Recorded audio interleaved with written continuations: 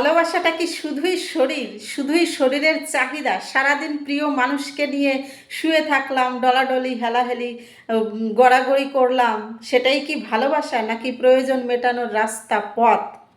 2 মিনিটের দায়িত্ব তো সবাই নিতে পারে, ক্ষণিকের দায়িত্ব নেওয়ার জন্য হাজার হাজার ছেলে, হাজার হাজার মেয়েরা তোমার বসে থাকবে, তোমার হাত ধরতে চাইবে, কিন্তু সারা জীবনের দায়িত্ব কি কেউ নিতে চাইবে?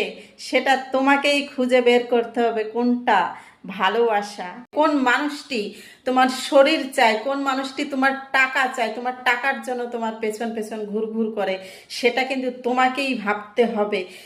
ভবিষ্যতে যে প্রয়োজন শেষে তোমার কাছ থেকে দরকার নিয়ে, তোমার কাছ থেকে সব কিছু নিয়ে যাওয়ার পরেও যে মানুষটি তোমার হাত ধরে তোমাকে আগলে রাখতে চায়, সারা জীবন তোমার পাশে থাকতে চাই, সেই হলো তোমার প্রিয়জন।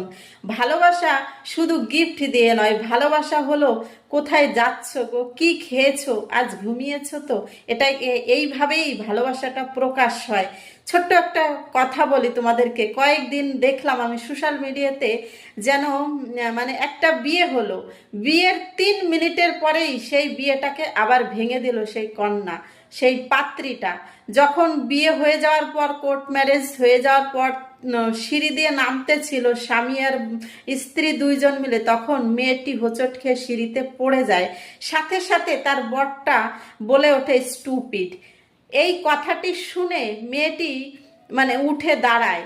কোথায় বরটা তার হাতটা ধরে টেনে তুলবে, তাকে কিছু একটা বলবে যে আচ্ছা ঠিক আছে চলো আমি তোমার হাত ধরে নামিয়ে দিচ্ছি, সেটা না বলে সেই বরটা তাকে বলে স্টুপিড। এই কথা শুনে পাত্রী সাথে সাথে ব্যাক করে সেখানে উকিলকে গিয়ে বলে এক্ষুনি আমি একে ডিভোর্স করতে চাই, এবং সেই সময়ই উকিল সেই ডিভোর্সটা করিয়ে দিল। এখানে এখানে শুধু ওই টাকা থাকলে, ওই রূপ চেহারা হ্যান্ডসাম বয় থাকলেই হবে না, তাকে দেখতে হবে সেই মানুষটা বিয়ে হয়ে উঠেছে, ওঠার শুরুতেই যেই মেয়েটা সামনে পড়ে যায় তাকে না ধরে তাকে বলে স্টুপিড, একটা গালি দেয়, তাহলে তার সাথে এই পুরো ভবিষ্যৎটা কাটিয়ে ওঠা যে খুব একটা মানে বিশাল খারাপ ব্যাপার, এই সমুদ্র মানে পাড়ি দেওয়ার মতো একটা ব্যাপার সেই মেয়েটি বুঝতে পেরেছিল, যার কারণেই পর 3 মিনিটের মধ্যে সেই বিয়েটা ভেঙে দেয়।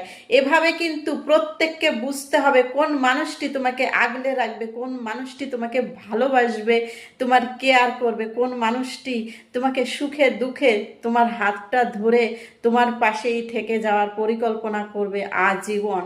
এমন মানুষকে কিন্তু তোমাকেই বেছে নিতে হবে। ক্ষণিকের জন্য কেউ তোমাকে বলল তুমি আহারে কি সুন্দর, আহারে তোমার হাসিটা কি সুন্দর, আহারে তোমার চাহনিটা কত সুন্দর দেখতে, কি মিষ্টি হাসি, এইসব কথাই কিন্তু ভুলে যেও না কখনো। নারী বা পুরুষ তোমাদের সবাইকে বলছি, তোমরা সজাগ হও, সতর্ক হও।